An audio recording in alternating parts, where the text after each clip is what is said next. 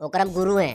क्या कर रहे हैं? ओकरे आराम भद्राचार्य के गुरु हैं, वो हमारा नलायक चला है। तेजस्वी यादव का दोनों पकड़ रहा है नीचे वाला, सोच रहा है कि चुबला ले, चूस ले इसको, यही इसका काम है। डीएनए टेस्ट जरूर कराना चाहिए उसको। डीएनए अगर टेस्ट आप कराएंगे ना तो वो संतोष रेणु यादव का खून मिलेगा ही नहीं, वो कोई चूतिए का मिलेगा खून। कोई रामदेव के बारे में, सीता जी के बारे में, अनुराधाचार्य जी के बारे में, बागेश्वर धाम के बारे में, भद्राचार्य जी के बारे में ये इतना भद्र टिप्पणी करता है ये संतोष रेणु। दोस्तों, मैं हूं पप्पू गुप्ता, आप सभी को तहे दिल से स्वागत है। तो आप सभी को उम्मीद करता हूं कि आप लोग भी अच्छे होंगे। तो आज संतोष रेणु यादव जी के बारे में पूछना चाहते हैं ये गोलू जी से, गोलू पांडे जी से। तो गोलू जी, आप बता सकते हैं कि संतोष रेणु है ना, संतोष रेणु जी ये जो कि यादववंशी को कलंकित करने के काम जो कर रहे हैं कि हम यादववंशी, ये यादववंशी, तो आप क्या इनके बारे में कहना चाहेंगे? सबसे पहले आपके चैनल के माध्यम से जो श्रोतागण मेरे को देख रहे हैं उनसे मैं हाथ जोड़ के एक ही रिक्वेस्ट करूंगा कि इस वीडियो को ज्यादा से ज्यादा आप लोग शेयर करें ताकि ये वीडियो संतोष रेणु के पास जरूर पहुंचे, क्योंकि इतना वो चुतियापा वाला काम करता है संतोष रेणु।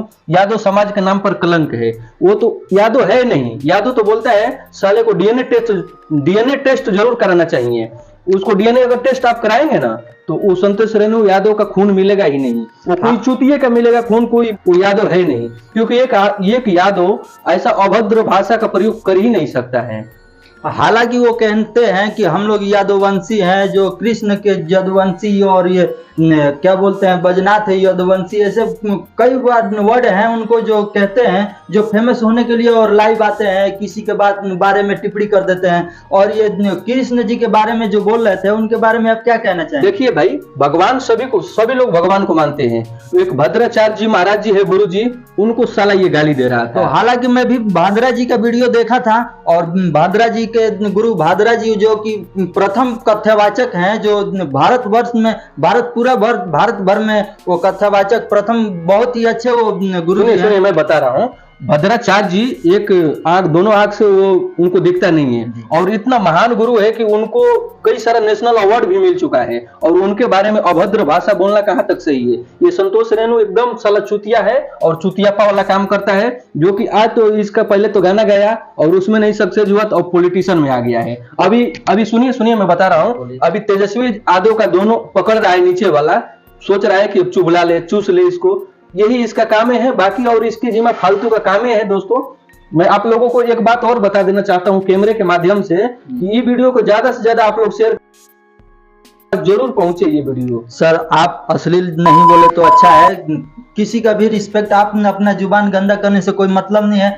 जो जैसा है उसको भगवान ऊपर वाला देख रहे हैं। तो इसके बारे में आप सब, हम चाहेंगे, क्षमा चाहेंगे कि ये अभद्र भाषा का प्रयोग ना ही करें। देखिए भैया, मुंह से आ ही जाता है, क्योंकि साधु संत जैसे कि बागेश्वर धाम के पंडित धीरेन्द्र कृष्ण शास्त्री जी और अनुराधाचार्य जी और भद्राचार्य जी, ऐसे बड़े बड़े साधु महात्मा को बारे में टिप्पणी करता है। और जैसे आप लोग जानते हैं कि सीता माता का जो एक्टर किया दीपिका चिखलिया जी, उनके बारे में कुछ दिन पहले सोशल मीडिया पर इतना ये तहलका मचाया। रामदेव के बारे में, सीता जी के बारे में, अनुराधाचार्य जी के बारे में, बागेश्वर धाम के बारे में, भद्राचार्य जी के बारे में ये इतना भद्र टिप्पणी करता है ये संतोष रेणु। उसको मैं बता देना चाहता हूं कि ऐसा काम मत कर बेटा, नहीं तो तू एक दिन बहुत खराब हो जाएगा, बहुत बिगड़ जाएगा। तो हालांकि मैं सुनने में एक और बात आ रहा है कि मनीष कश्यप का एनएसए को जो लगा था, एनएसए वो हट चुका है और इसके बारे में भी संतोष रेणु जी उसके बारे में कुछ कहे हैं। तो इसके बारे में आप क्या कहना चाहेंगे? देखिए भैया, ये कंट्रोवर्सी अपनों को करना नहीं है और मनीष कश्यप से तो एनएसए हट गया, उसका तो मैटर अलग है। लेकिन ये संतोष रेणु को ये पब्लिक और जनता ये जवाब जरूर देगी कमेंट में और वीडियो को शेयर करके कि ये गलत किया है कि सही किया है। कि साधु महात्मा और हमारे हिंदुस्तान में जैसे आप जानते हैं कि सनातन धर्म है और हिंदुस्तानियों सभी लोग भक्ति भाव में रहते हैं, और गुरुजी और कथावाचकों के बारे में ऐसा बोलना कहां तक शोभा देता है? जी हाँ दोस्तों, ये हैं गोलू पांडे जी। आप सभी को कैमरा के माध्यम से और ये छोटा सा एक वीडियो के माध्यम से हम आप सभी को एक बताना चाहते हैं कि ये सच्चाई कहाँ तक सच है। और संतोष रेणु जी जो बोलते हैं वीडियो के माध्यम से लाइव में आके इसके बारे में उसके बारे में टिप्पणी जो कर देते हैं, तो इसके बारे में आप लोग कहाँ से सहमत है? कमेंट बॉक्स में जरूर करिए, बताइए अपना राय क्या है राय। तब तक के लिए मिलते हैं नेक्स्ट वीडियो में नेक्स्ट टॉपिक के साथ। तब तक के लिए जय हिंद।